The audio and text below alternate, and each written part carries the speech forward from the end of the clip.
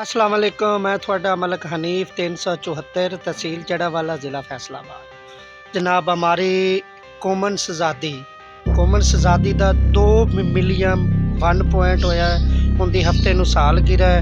उन्होंने जनाब मुबारक होवे सालगिरह। हमारी टीम की जानिब से जनाब शफाक जोया साहब, सलीम सिंधी साहब, आकिल भाई, अनीस भाई, मुर्तज़ा भाई, ठीक है।